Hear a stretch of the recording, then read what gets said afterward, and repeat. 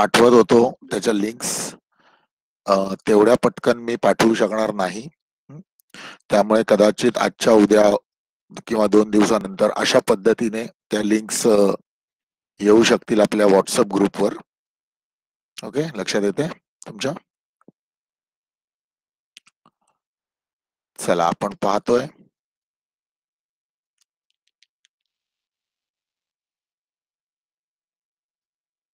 दोन दिवस ही कविता आपण लिहून घेतलेली होती. त्याचबरोबरीने 2 दिवस ही कविता लिहून घेतलेली आहे आणि त्याचबरोबरीने आपण त्याचे शब्दार्थ देखील लिहून घेतलेले आहेत. सगळ्यांना मी शेअर केलेली स्क्रीन दिसते? ओके ओके, ठीक आहे. नारायण सुर्वे आपल्या कवितेचे कवी नारायण सुर्वे यांचा परिचय मी तुम्हाला करून दिलेला होता. यांची बॅकग्राऊंड मी तुम्हाला सांगितलेली होती. ज्या शाळेमध्ये ऍज अ प्यून म्हणून ते काम करत होते त्याच शाळेत ऍज अ शिक्षक म्हणून ते काम करायला लागले. कधीही त्यांनी कॉलेजचं तोंड देखील पाहिलेलं नव्हतं. अशा व्यक्तीचे कविता संग्रह कॉलेजच्या विद्यार्थ्यांना ऍज अ टेक्स्टबुक म्हणून, ऍज अ पुस्तक म्हणून, अभ्यासक्रम म्हणून लावण्यात आलेले होते. नारायण सुर्वेंच्या पत्नी कृष्णाबाई सुर्वे यांच्याबद्दलही मी तुम्हाला सांगितलेलं आहे, बरोबर? तर आता मी त्यांचा केवळ परिचय वाचतोय. प्रथितयश कवी, ऐसागामी ब्रह्म, माझे विद्यापीठ, ज्याचा मी उल्लेख केला होता त्यांच्याबद्दल सांगताना. ज्या कविता संग्रहानंतर नारायण सुर्वे हे नाव जगाला कळलं, केवळ महाराष्ट्राला नव्हे, केवळ भारताला नव्हे तर जगाला कळलं, ते पुस्तक, तो कविता संग्रह म्हणजेच माझे विद्यापीठ. जाहीरनामा, सनद, नव्या माणसाचे आगमन इत्यादी कविता संग्रह प्रसिद्ध आहेत. स्वतःच्या प्रकृतीशी जुळणारी, निवेदनात्मक, संवादाचा वापर प्रभावीपणे करणारी, बोली भाषेची जवळीक असणारी, गद्याच्या अंगाने जाणारी विशिष्ट शैली सुर्वे यांनी निर्माण केली. कामगार जीवनाची सुखदुःखे त्यांच्या काव्यलेखनाच्या प्रेरणास्थानी असतात, कारण त्यांनी संपूर्ण आपलं आयुष्य हे कामगारांसाठी व्यतीत केलेलं आपल्याला दिसून येतं. कामगार जीवनाची सुखदुःखे त्यांच्या काव्यलेखनाच्या प्रेरणास्थानी असतात. माणसावरील अपार श्रद्धेतून त्यांची कविता साकारली आहे.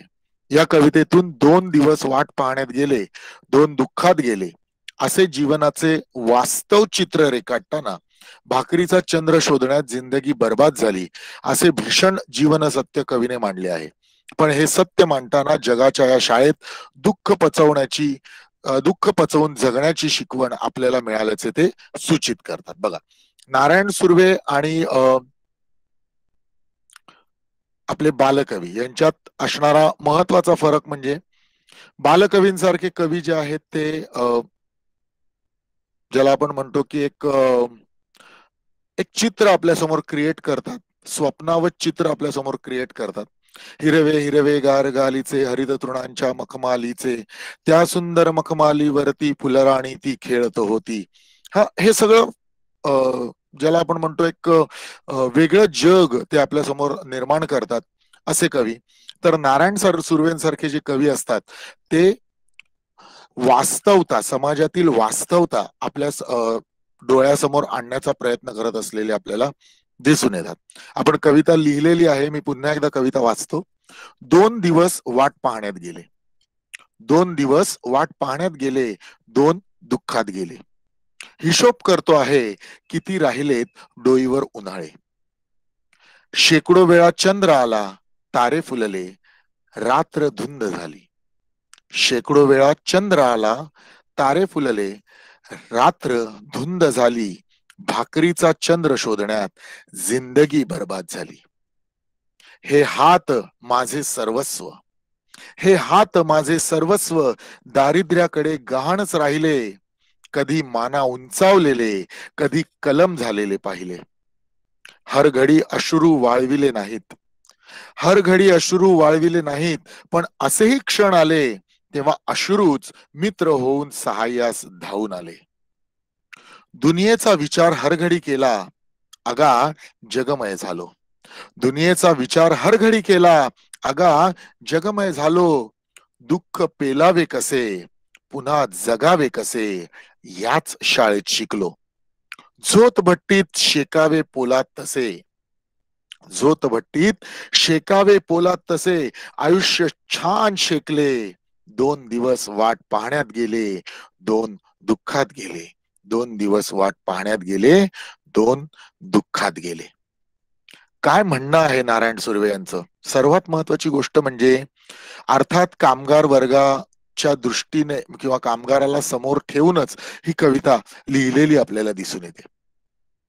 कामगार, एक नॉर्मल कुठल्याही कंपनीतला कामगार जो कष्टकरी आहे, जो कष्ट करतो, तो म्हणतो 2 दिवस वाट पाहण्यात गेले. कसली वाट पाहण्यात गेले?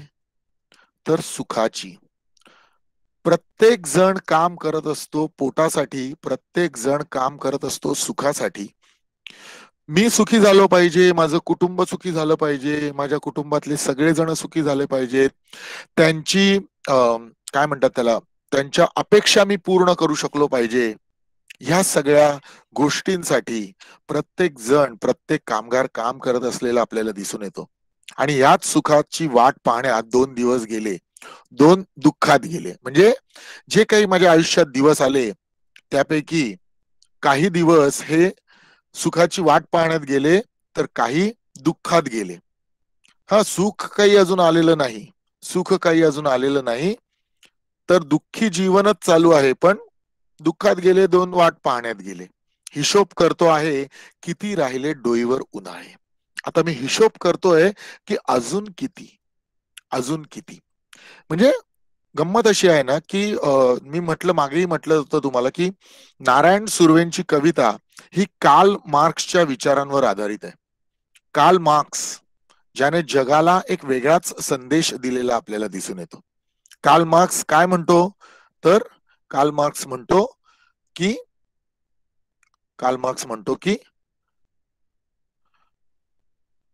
आहे रे आणि नाही रे. ज्यांच्याकडे आहे त्यांच्याकडे भरपूर काही आहे, ज्यांच्याकडे नाही त्यांच्याकडे काहीच नाही.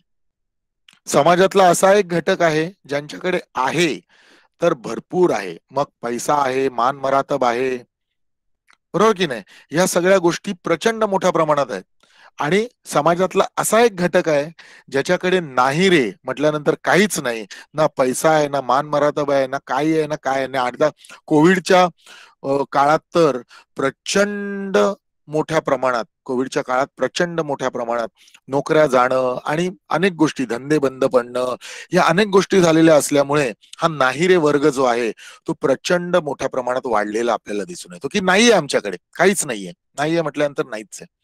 या नाही रे वर्गाचं प्रतिनिधित्व हे नारायण सुर्वे करत असलेले आपल्याला दिसून येतात. ज्या वर्गामध्ये कामगार, कष्टकरी, शेतकरी हे सगळे येत असलेले आपल्याला दिसून येतात.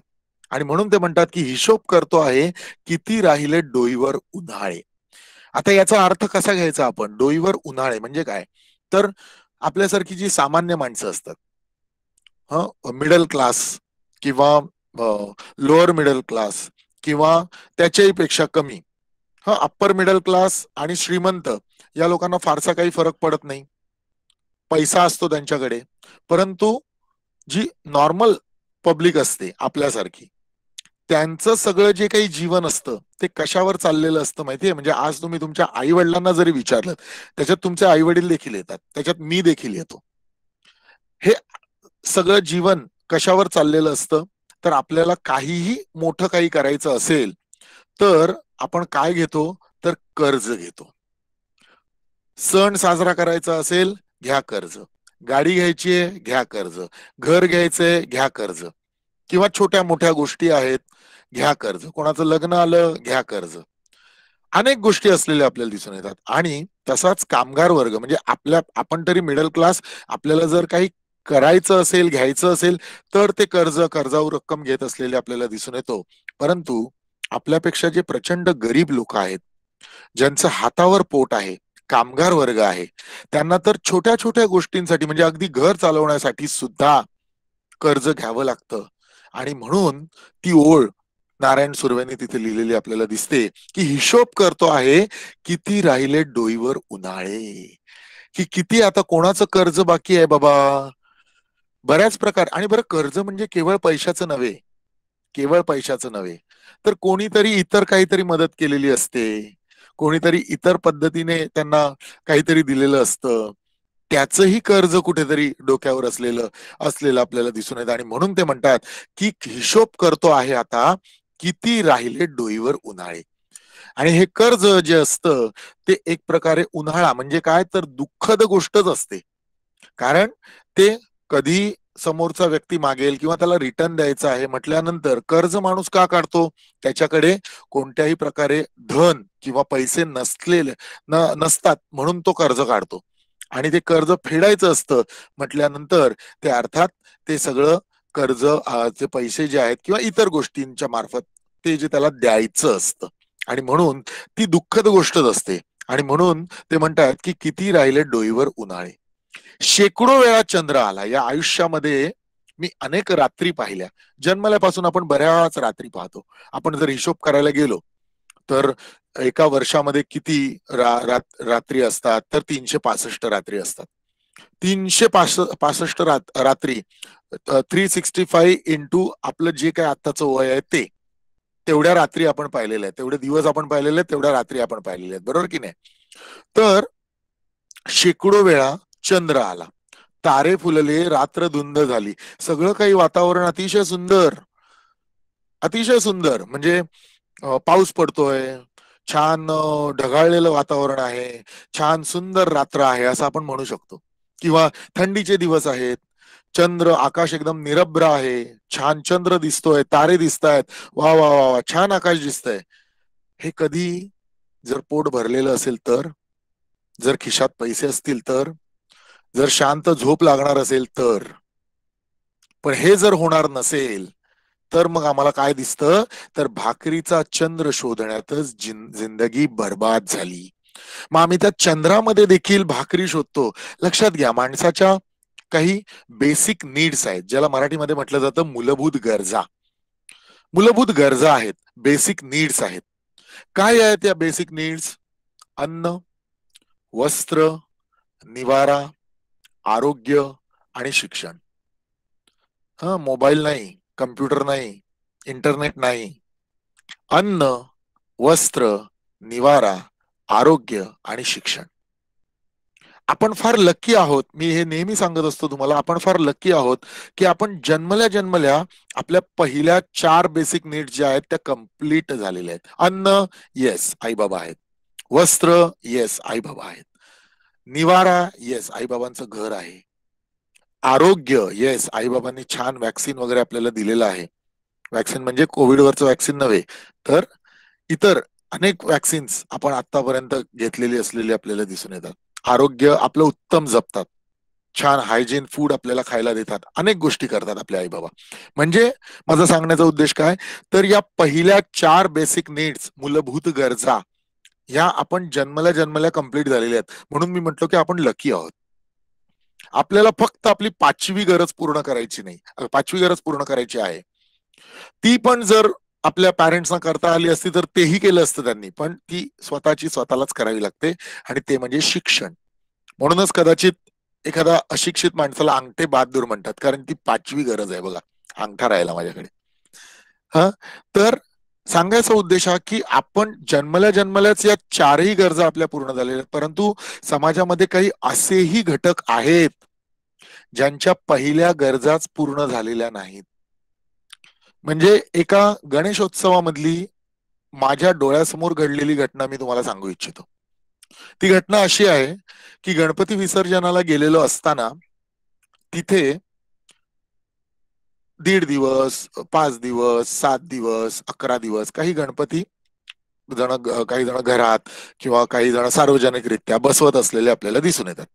आणि हे जे काही मी दिवस म्हटले, 1 दिवस, 5 दिवस, 7 दिवस, 11 दिवस, हे गणपती पुढे काही ना काहीतरी नैवेद्य असेल किंवा फळं असतील किंवा त्यांना गणपतीला घातलेले हार फुलं असतील, हे सगळं काही आहे ते आपण काय करतो तर एक निर्माल्य म्हणून ठेवून देतो. निर्माल्य म्हणजे काय तर टाकायचंय. म्हणजे तिथे आता 11 दिवस एखादं फळ राहिलं चुकून तर मग ते कोण खाणार? ते खराबच झालेलं असणार ना. मग ते आता काय करायचं तर निर्माल्यात टाकायचं. किंवा एखाद्या केळ्यामध्ये अगरबत्त्या घुसवून ठेवल्या तर ते केळं कोणी खाणार का? तर नाही खाणार. मग काय करणार? मग ते निर्माल्यात टाकून देणार. त्याला कचरा नाही म्हणत, त्याला म्हणतात निर्माल्य. तर असं निर्माल्य जमवण्यासाठी जिथे विसर्जन गणपतीची मूर्ती विसर्जन होते तिथे मोठे मोठे कलश ठेवलेले असतात, मोठे मोठे कंटेनर ठेवलेले असतात आणि त्या कंटेनरमध्ये जो तो येऊन ते निर्माल्य टाकत असतो. काही वर्षांपूर्वीची घटना आहे, काही वर्षांपूर्वीची गोष्ट आहे. काही मुलं त्या निर्माल्य कलशामध्ये जे निर्माल्य टाकलं होतं ते निर्माल्य बाहेर काढत होते आणि त्या निर्माल्यातून जी काही फळं त्यांना मिळत होती ते खात होते. तुम्ही खाल? आपण खाऊ? नाही खाणार. का? कारण आपली पहिली बेसिक नीड जी आहे ती कंप्लीट झालेली. अन्न. येस, आम्ही चांगलंच खातो. खात असताना एखादं अन्नाचा तुकडा खाली जरी पडला तरी तो आम्ही घेत नाही. का? हायजीन नाही येतो. मग त्यांना हौस आहे का? त्या मुलांना हौस आहे का? ते अतिशय किडकं आणि अतिशय हायजीन नसलेलं असं ते अन्न निवडून निवडून ती मुलं खात होती. त्यांना हौस आहे का? नाही. त्यांना हौस नाहीये. त्यांची ती मजबुरी आहे. कारण त्यांची पहिली बेसिक नीडच कंप्लीट झालेली नाहीये, अन्न. आज आपल्याला अपचन होतं. अपचन कधी होतं? जेव्हा जास्त अन्न पोटात जातं तेव्हा अपचन होतं. त्यांना बिचारांना पोटभर सुद्धा मिळत नाही. जास्त तर सोडून द्या, पोटभर सुद्धा मिळत नाही. आणि म्हणूनच त्यांनी म्हटलेलं आहे, शेकडो वेळा चंद्र आला, तारे फुलले, रात्र धुंद झाली, पण भाकरीचा चंद्र शोधण्यातच जिंदगी बरबाद झाली. आम्हाला चंद्र बघितला तरी देखील तिकडे भाकरी दिसते, कारण ती पोटात गेलेली नसते. कधी कधी नुसतं पाणी पिऊन झोपत असलेले आपल्याला दिसून येतात अनेक जण. आपण झोपू शकतो का? शक्यच नाही. आपण उपवास करायचा म्हटलं तर बाप रे, उपवास नाही नाही नाही नाही, शक्यच नाही. दर 2 तासांनी आम्हाला चरायला पाहिजे, खायला पण नाही, चरायला, असा शब्द वापरला मी. पण त्याच्यात सगळे झाले, मी पण आलो त्याच्यामध्ये, आपल्या सकट सगळेच. आपल्याला सगळ्यांनाच हे सगळं पाहिजे. पण ठीक आहे, आपलं ते नशीब आहे, आपण चांगल्या घरात जन्माला आलेलो आहोत, आपले आई बाबा व्यवस्थित आहेत, सगळं मान्य. परंतु कुठेतरी आपण या गोष्टीची सुद्धा जाणीव ठेवली पाहिजे की समाजात असेही काही घटक आहेत ज्यांना 2 वेळचं धड जेवायला सुद्धा मिळत नाही. आणि म्हणून ते म्हणतात की भाकरीचा चंद्र शोधण्यात जिंदगी बरबाद झाली. बरबाद झाली हा शब्द वापरलेला त्यांनी बघा. की आपण आकाशात चंद्राकडे बघितल्यानंतर आपण चंद्राला छान उपमा देतो, चंद्र किती छान आहे, मला चंद्रावर जायला मिळेल का, इथपर्यंत आपली मजल जाते. त्यांना मात्र चंद्र पाहिल्यानंतर भाकरी आठवायला सुरुवात होते. अरे, भाकरी पण अशीच गोल असते की. चंद्र काय करायचंय, भाकरी मिळाली तरी भरपूर झाली. आणि म्हणून ते म्हणतायत की भाकरीचा चंद्र शोधण्यात जिंदगी बर्बाद झाली. म्हणजे जिथे आम्ही शोधतोय काय तर जेवण्यासाठी, खाण्यासाठी अन्न. अन्न आम्ही शोधतोय प्रत्येक गोष्टीमध्ये. हे हात माझे सर्वस्व. माझे हात जे आहेत ते माझं सर्वस्व आहे. कारण हात जर नसतील तर मी काम करू शकणार नाही, कष्ट करू शकणार नाही. आणि कष्ट केले नाहीत तर मला 2 वेळचं खायला मिळणार नाही, कारण पैसे मिळणार नाहीत. आज तुम्ही भांडूप स्टेशन, मुलुंड स्टेशन, ठाणा स्टेशन, ही जी मोठमोठी स्टेशन आहेत, विक्रोळी, या स्टेशनला एक 8-8:30च्या दरम्यान जर गेलात तर एक एक प्रकारची जत्रा भरल्यासारखी तुम्हाला दिसेल. ही जत्रा म्हणजे काय असते माहितीये? रोजंदारीवर काम करणारे काही लोक असतात. हे इकडे येऊन उभे राहतात, त्यांचा नाका असतो तो. ते येऊन तिकडे उभे राहतात आणि मग कॉन्ट्रॅक्टर येतात, त्यांना विचारतात काय येतं तुला, मग तो म्हणतो हा मला मग असं येतं, तसं येतं, रंगकाम येतं, हे येतं, ते येतं, जे त्याला जे काही येत असेल ते ते सांगतो. मग कॉन्ट्रॅक्टरला जशी गरज असेल तशा पद्धतीने तिकडची तो माणसं गोळा करतो आणि घेऊन जातो आणि मग काम करतो. 10 सकाळी 10 ते संध्याकाळी 6 ही त्यांची शिफ्ट असते. या शिफ्ट मध्ये ते काम केलं का संध्याकाळी 6 वाजता तो परत एकदा कॉन्ट्रॅक्टर येतो, त्यांच्या हातावर पैसे ठेवतो, आजचे हे पैसे, आजची मजुरी, हे घ्या, निघा. त्याला म्हटलं जातं रोजंदारीवर काम करणं. मग अशी जी माणसं आहेत त्यांच्यासाठी जर समजा त्यांनी एखाद दिवस वॅक्सिन घेतलं आणि त्यांना त्रास झाला, विचार करू शकता तुम्ही काय भयानक परिस्थिती आहे ती. आज आपल्याकडे अशी परिस्थिती आहे की वॅक्सिन घेतल्यानंतर त्रास झाला तर सुट्टी घेतली बाबा. अगदी तुम्ही आता अजून मुलांचं वॅक्सिनेशन सुरू झालेलं नाहीये, परंतु ते सुरू झालं तर समजा तुम्ही वॅक्सिन घेतलं आणि तुम्हाला दुसऱ्या दिवशी त्रास झाला तर तुम्ही सांगू शकता, नाही सर आम्ही नाही अटेंड करू शकत लेक्चर, आम्ही जरा झोपतो. ठीक आहे, ठीक आहे असं म्हणू शकतो आपण, ठीक आहे एखाद दिवस. त्यांना तो एखाद दिवस परवडत नाही, कारण रोज काम केलं तर रोज पैसे मिळणार, रोज जाताना अन्न घेऊन जाणार आणि रोज तेव्हा खायला मिळणार. जर एखाद दिवस काम केलं नाही म्हणजे आज खायला नाही. ही इतकी भयावह परिस्थिती असलेली आपल्याला दिसून येते. आणि म्हणून ते म्हणतात की हे हात माझे सर्वस्व, दारिद्र्याकडे गहाणच राहिले. गहाण ठेवणे म्हणजे मॉर्गेज. जेव्हा आपण एखादं लोन घेतो की नाही त्यावेळेला काहीतरी वस्तू आपण तिथे मॉर्गेज ठेवतो. मग आपलं घर असेल, आपले दागिने असतील किंवा एखादी शेत जमीन असेल, काही कोणती तरी एक वस्तू एक ऍज अ मॉर्गेज म्हणून आपण ठेवतो तिकडे. तशा पद्धतीने माझे हात जे आहेत ते दारिद्र्याकडे गहाण राहिले. आता तुम्ही म्हणाल असं कसं म्हणतात नारायण सुर्वे, हात दारिद्र्याकडे गहाण राहिले याचा अर्थ इथे शब्दशः नाहीये. गहाण राहिले म्हणजे तिकडे मॉर्गेज नाही येते, तर कायमस्वरूपी माझ्या नशिबी दारिद्र्यच आहे आणि कायमस्वरूपी माझे हात कष्टच करतायत. म्हणजे वयाच्या 18व्या वर्षापासून जे मी सुरुवात केली कष्ट करायला, ते वयाची 70 आली तरी देखील मी कष्टच करतोय आणि माझ्याकडे दारिद्र्यच आहे. वयाच्या 18व्या वर्षी मी दरिद्री होतो आणि वयाच्या 70व्या वर्षी देखील मी दरिद्रीच आहे. का? कारण मी कामगार आहे, कारण मी कष्टकरी आहे, असं कुठेतरी त्यांना सांगायचं असलेलं आपल्याला दिसून येतं. आता गहाण राहिले ह्याच्यावरून मला एक गोष्ट आठवली. एक शॉर्ट फिल्म बनवली गेली होती, कदाचित ती असेलही, त्याचं नाव आता मला नेमकं आठवत नाही. परंतु मी तुम्हाला सांगेन. म्हणजे मराठीमध्ये ती ऍक्च्युली बनवली गेली, मराठी माणसांनी ती बनवली, म्हणजे आपल्या महाराष्ट्रातल्या माणसांनी बनवली. आणि कान्स फेस्टिवल जे असतं चायनाला, त्या चायनाच्या कान्स फेस्टिवलमध्ये ही शॉर्ट फिल्म सिलेक्ट झालेली होती. या शॉर्ट फिल्मचा विषय काय होता मी तुम्हाला सांगतो. ही शॉर्ट फिल्म जी होती ती शेतकऱ्यावर आधारित अशी शॉर्ट फिल्म होती. नेमकं आता मला नाव आठवत नाहीये, बांगड्या का असं काहीतरी त्याचं नाव होतं. त्या शॉर्ट फिल्मची स्टोरी मी तुम्हाला सांगतो की एक शेतकऱ्याचं घर, तो शेतकरी आत्महत्या करतो. आपल्याकडे हे नॉर्मल झालेलं आहे आता, बरोबर की नाही. आपल्याला आपल्यासारख्या शहरी माणसांना हे वाटतच नाही काही, आपण सहज बोलून जातो आत्महत्या करतो. परंतु ही वेळ जेव्हा आपल्यावर येईल ना तेव्हा आपल्याला कळेल की काय प्रकार आहे हा नेमका. तिथपर्यंत आपल्याला सगळं नॉर्मलच वाटतं. आपण सहज बातम्याही देतो, आज या शेतकऱ्याने आत्महत्या केली, आज त्या शेतकऱ्याने आत्महत्या केली. ह तर तसंच त्या शेतकऱ्याने आत्महत्या केलेली आहे आणि ते घर दाखवलेलं आहे. आणि आत्महत्या केल्यानंतर काय म्हणतात त्याला, एक त्यांचं इंटरव्ह्यू घेण्यासाठी म्हणून काही लोक आलेले आहेत आणि त्यांना सरकारने पैसे अलॉट केलेले आहेत की शेतकऱ्याची आत्महत्या झाली ना तर मग ₹1,00,000 अलर्ट अलर्ट झाले त्या शेतकऱ्याला. मग ते कोणाला मिळणार? शेतकऱ्याच्या कुटुंबाला मिळणार. मग ते सगळं देण्यासाठी म्हणून त्याची बोलणी करण्यासाठी म्हणून एक टीम तिथे येते आणि ती त्या शेतकऱ्याची जी पत्नी असते त्याच्याबरोबर ती टीम बोलते की असं मग पेपर वर्क आपल्याला करावं लागेल, असं करावं लागेल, तसं करावं लागेल, हे सगळं ते बोलते. आणि ते म्हणते की ठीक आहे, त्या टीम मधले जे सदस्य असतात ते म्हणतात की ठीक आहे आम्ही येऊ नंतर पुन्हा एकदा. मग त्यावेळेला तुम्हाला तुमचा अंगठा द्यावा लागेल, कारण सही करता येत नाही, अशिक्षित आहे, त्यामुळे तुमचा अंगठा द्यावा लागेल, बरोबर की नाही. तर ती शेतकऱ्याची पत्नी जी आहे ती बिचारी काय म्हणणार, गरीब शेतकऱ्याची पत्नी आहे, ती म्हणते हो हो ठीक आहे चालेल, हरकत नाही. आणि मग असं करून ती टीम निघून जाते. आणि ज्या दिवशी ही टीम येणार असते त्या दिवशीचा सीन आहे. आणि तो शेतकऱ्याचा एक मुलगा आहे. शेतकऱ्याचा मुलगा त्या ग्रामपंचायत कार्यालयाच्या इकडे खेळतोय आणि आतमध्ये ही टीम बसलेली आहे. आता ही शेतकऱ्याकडे जाणार, त्या शेतकऱ्याच्या घरी जाणार आणि तो मुलगा खेळता खेळता त्याच्या कानावर काही शब्द पडतात म्हणून तो खिडकीजवळ जातो. तर खिडकीजवळ जातो तर त्याला ऐकू येतं की आता या बाईला ₹1,00,000 मिळणार आहेत, तर ऍक्च्युली सरकारने ₹10,00,000 हे केलेले आहेत.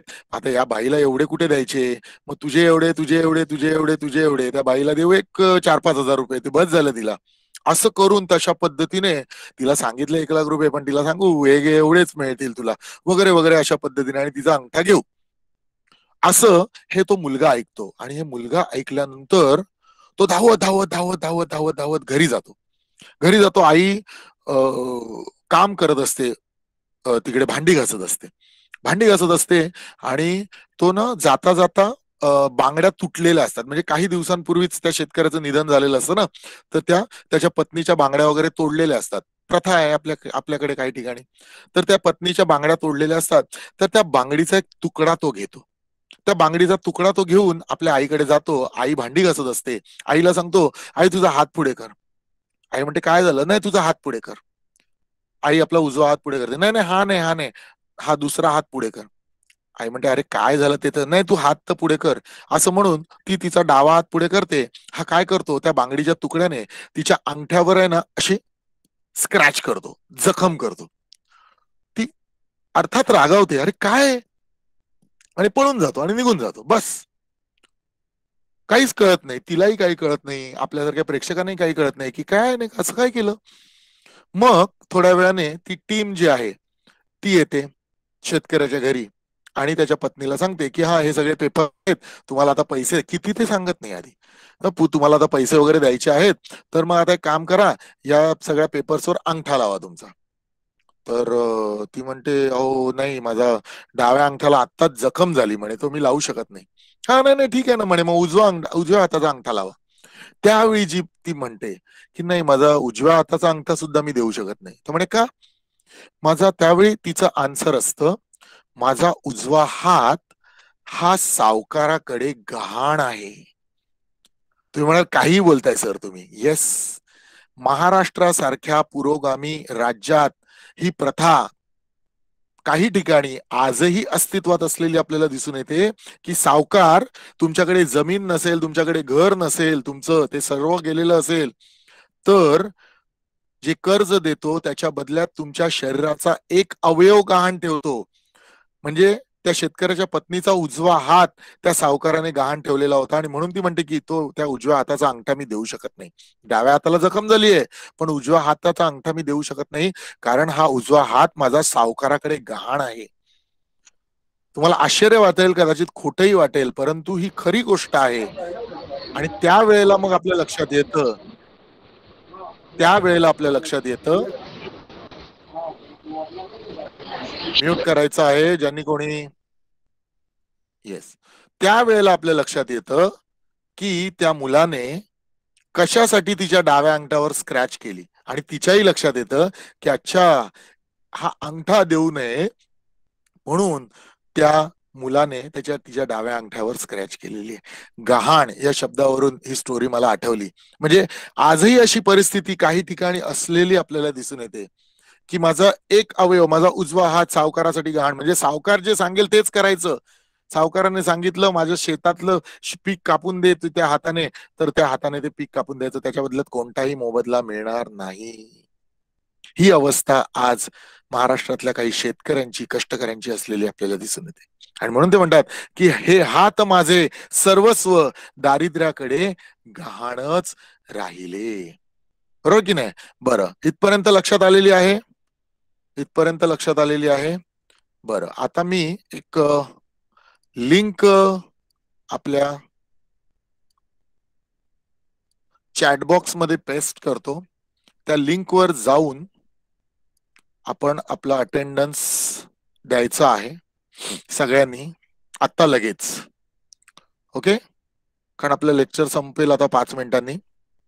तर हा अटेंडन्स सगळ्यांनी त्या लिंकवर हे लेक्चर ऐकता ऐकता द्यायचा आहे. तिकडे तो अटेंडन्स जो आहे तो रेकॉर्ड होत राहील. लक्षात येते? अटेंडन्स रेकॉर्ड होत राहील. तुम्ही जा आणि लिंक मी आपल्या गुगल फॉर्म आहे तिथे फक्त तुमच्या रोल नंबरवर टिक करायचंय आणि सबमिट करायचंय. आणि एक जण एकच रिस्पॉन्स देऊ शकतो, हेही लक्षात ठेवा.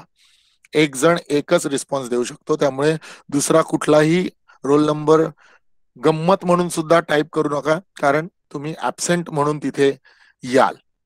येते लक्षात? तिथे ऍबसेंट म्हणून तुम्हाला मार्क केलं जाईल, एवढं लक्षात ठेवा. Okay okay. तर हे हात माझे सर्वस्व दारिद्र्याकडे गहाणच राहिले, कधी माना उंचावलेले, कधी कलम झालेले पाहिले. कधी एखादं काम केल्यानंतर त्या हाताने एखादं काहीतरी खूप चांगलं काम केलं म्हटल्यानंतर त्या हातांकडे मी बघितलं, अरे वा, माझ्या हातांनी हे काम झालं. हा एखादा कष्टकरी आहे, एखादा काय म्हणतात त्याला, कुंभार आहे जो मडकी घडवतो, एखादं छान मडकं त्याने त्याच्या हाताने घडवलं, तो स्वतःच्या हाताकडे बघतच राहिला, अरे वा, काय कलाकृती केली यार मी, काय सुंदर मडकं घडवलं माझ्या हातांनी. म्हणजे म्हणून ते म्हणतात की कधी माना उंचावलेले, येस, कधी छान मस्त काहीतरी काम केलेलं आहे, तर कधी कलम झालेले पाहिले. हात कलम करणे म्हणजे हात तोडून टाकणे. हात कलम करणे म्हणजे हात तोडून टाकणे. येतंय लक्षात? त्यामुळे हात कधी छान काम काहीतरी काम केलेले मी पाहिले, तर त्याच्या उलट कधी कधी हात कलम केलेले म्हणजे हातांना, म्हणजे काय, म्हणजे ते हात जेव्हा भीक मागण्यासाठी एखाद्याच्या समोर जातात तेव्हा काय वाटत असेल, त्यापेक्षा तोडून टाकलेले बरे, त्यापेक्षा तोडून टाकलेले बरे, असं कुठेतरी वाटत असू शकेल, वाटत असू शकेल.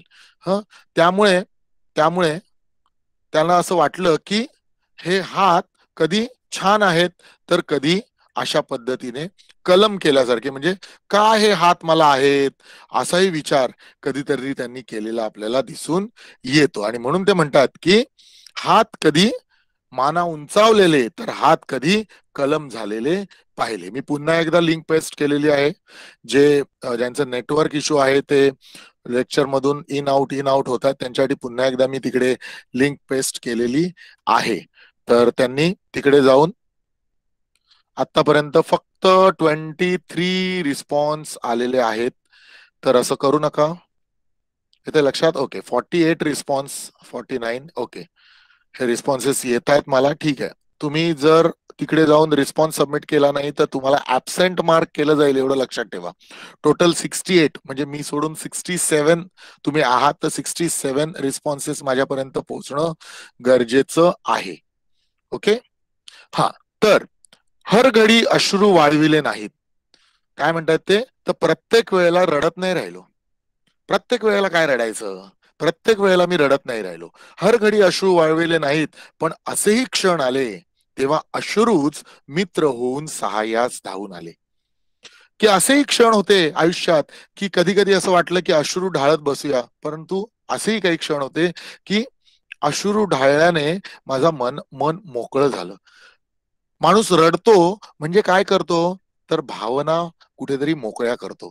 तेही माणसासाठी महत्वाचं असतं.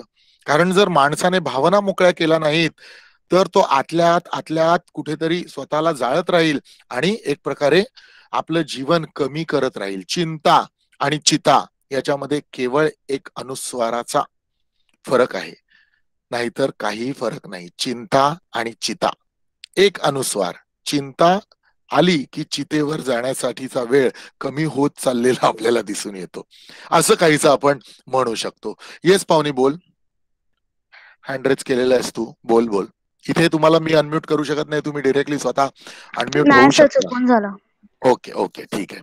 तर तर तेव्हा अश्रूच मित्र होऊन सहाय्यास धावून आले, म्हणजे काय, तर अश्रूंमुळेच कधी कधी मन मोकळं झालं आणि त्याच्यामुळे एक नवीन उत्साह आला आणि नवीन उमेद आली. आपण म्हणतो ना की एखाद्याच्या घरात वाईट घटना घडली की अनेक लोक येऊन सांत्वन करतात, त्यांचं सांत्वन करतात की अरे नाही, ठीक आहे, झालं ते, आता नियती समोर आपण काय करणार. हे सांत्वन का केलं जातं माहितीये तुम्हाला, ही पद्धत का आहे आपल्याकडे? याचं कारण माणसाने रडावं ही अपेक्षा असते. माणसाने रडावं ही अपेक्षा असते, कारण या वाईट घटनेनंतर माणूस रडला नाही तर ती वाईट घटना सतत आणि सतत त्याच्या मनाला लागून राहते. आणि मी म्हटलं तसं की चिंता आली की चितेकडे जाण्याचा वेळ जो आहे तो कमी व्हायला सुरुवात होते. आणि तसं काहीसं होऊ नये, तसं काहीसं होऊ नये म्हणून त्या माणसाला रडवलं जातं. आणि म्हणून ते म्हणतात की हर घडी अश्रू वाळविले नाहीत, पण असेही क्षण आले तेव्हा अश्रूच मित्र होऊन सहाय्यास धावून आले. ओके, इथपर्यंत लक्षात आलेलं आहे सगळ्यांच्या? इथपर्यंत सगळ्यांच्या लक्षात आलेलं आहे? ओके, मी